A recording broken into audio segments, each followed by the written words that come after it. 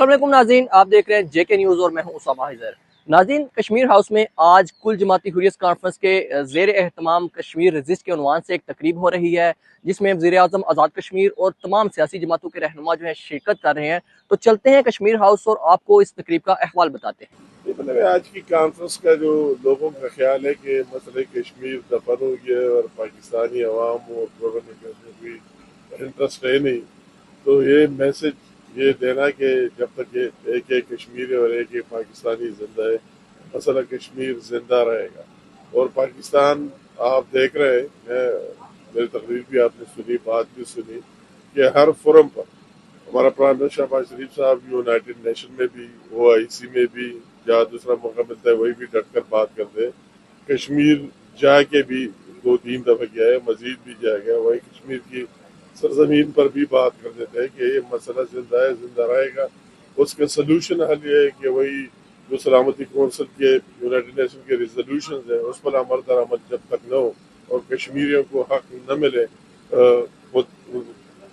राज्यत का और अपने ऊँट का अपनी मर्जी से इस्तेमाल करने का, उसी टाइम तक ये रहेगा। इंडिया का ये खाम ख्याली है, ये मसला न दब सकता है न दबेगा और जिंदा ही रहेगा। और पाकिस्तानी अवाम पूरी आज इस कॉन्फ्रेंस का ये मैसेज देना है कि गवर्नमेंट ऑफ पाकिस्तान और पाकिस्तान के अवाम और गवर्नमेंट ऑफ कश्मीर, आज़ाद जम्मू कश्मीर और कश्मीर के अवाम, तमाम पार्टीज के लोग थे, हर एक मकतब फिक्र से, इन सब में सारे है कि ये रियासत का इशू है, न कि सियासत का इशू है।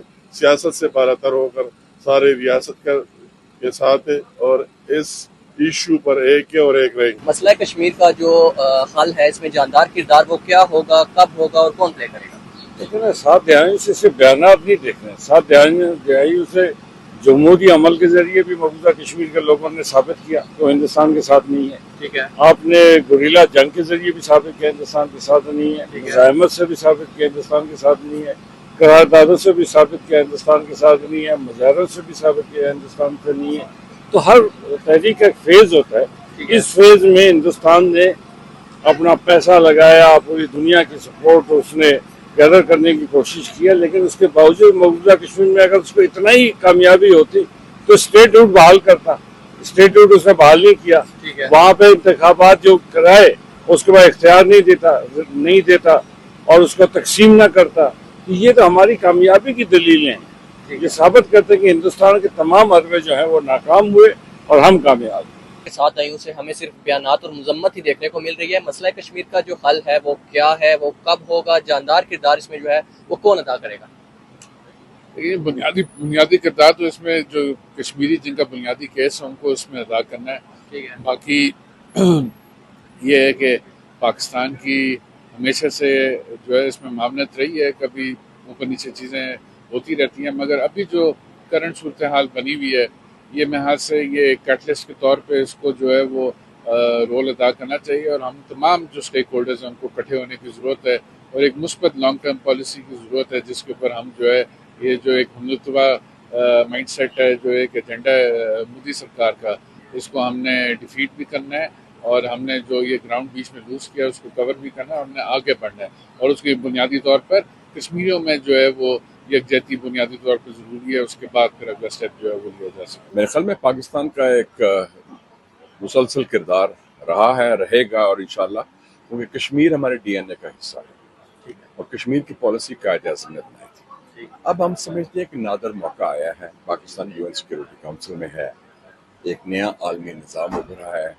हिंदुस्तान दिफाई पोजीशन में है, हिंदुस्तान की वो कुर्बत अमेरिका से उस तरह नहीं जो पहले थी, हिंदुस्तान जनूबी एशिया में आइसोलेटेड है और जो एक जोश और जज्बा हमने देखा है मुज़ाहमत का, फ़लस्तीन का, यमन का और लबनान का, उसमें बायस तक़वियत है कश्मीरी जद्दोजहद की। तो मैं समझता हूँ हालात साजगार हैं, लोया गर्म है और हमें चाहिए कि जो हम UN सिक्योरिटी काउंसिल में 2 साल के लिए मेंबर हैं उसका पूरा फ़ायदा उठा के कश्मीर कॉज को ज़ोरदार तरीके से उजागर करें। तो कश्मीर कॉज पाकिस्तान में वो इशू है जो एक कौमी वहदत की अलामत है, जिसमें कोई इख्तिलाफ कराए।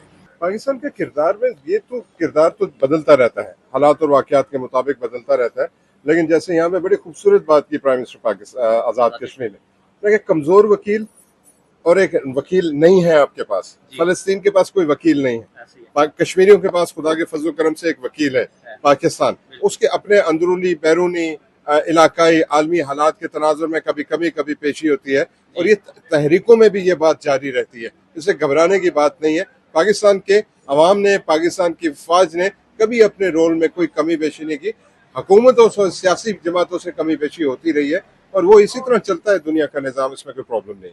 آج پوری کشمیری قوم اور پاکستان کی قیادت, چاہے وہ سیاسی جماعتوں سے متعلق تھے, وہ آپ کے سماجی شعبوں کے ذمہ داران تھے, وہ آپ کے فارن ڈپلومیٹس تھے, وہ کشمیر کمیٹی کے چیئرمین تھے, سارے کے سارے پورے اتفاق رائے کے ساتھ پاکستان کے دل اور اس کے دارالحکومت اسلام آباد میں جمع ہوئے. کشمیر ہاؤس میں بڑی زبردست کشمیر کانفرنس ہوئی, اور اس میں ساری قوم نے, چاہے وہ آزاد کشمیر کا بندہ ہے یا مقبوضہ کشمیر کا ہے, چاہے وہ پاکستان کے کسی خطے سے ہے, سب لوگوں نے ایک عزم کا اظہار کیا ہے.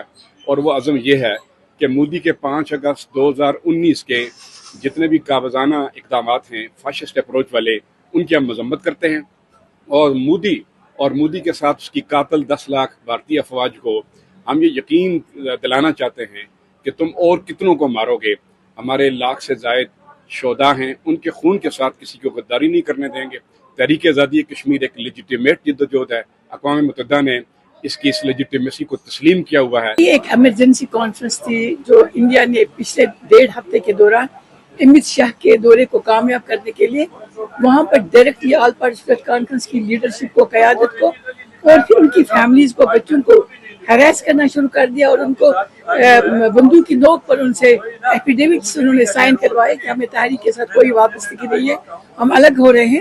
اور پھر اس کے بعد جو ان کو گھروں میں رکھے گا, ان کو فیسلٹیٹ کرے گا, ان کی پراپرٹیز بھی ضبط ہو جائیں گی, ان کے گھروں کو جلایا جائے گا. وہ اسی لیے یہ ایک ایمرجنسی کانفرنس تھی, اور یہ سکسیسفل رہی کیونکہ اس میں پاکستان, آزاد کشمیر اور آل پارٹیسپیٹ کانفرنس کا موقف واضح طور پر سامنے آئے گا. ہندوستان کی کسی بھی ریپریشن کو قبول نہیں کیا جائے گا. حق خود ارادت کے لیے کشمیری جدوجہد کرتے رہے. آج جموں کشمیر ہاؤس اسلام آباد میں جو ایک کانفرنس کا انعقاد کیا گیا, جس کا بنیادی مقصد جو تھا وہ یہ تھا کہ مقبوضہ جموں کشمیر میں انسانی حقوق کی پامالیوں کو بند کرنے کے لیے عالمی برادری کا کردار. اور دوسری بات, اس کانفرنس میں آج جو شرکاء نے ایک زبردست قسم کی بات کی, انہوں نے حکومت آزاد کشمیر سے یہ بات کی کہ وہ شیر برائے رائے شماری جس کا آئین کے اندر پروویژن موجود ہے اس کا تقرر کریں.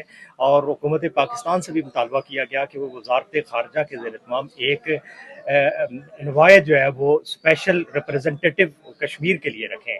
اور تیسری بات یہ کی گئی کہ مقبوضہ جموں کشمیر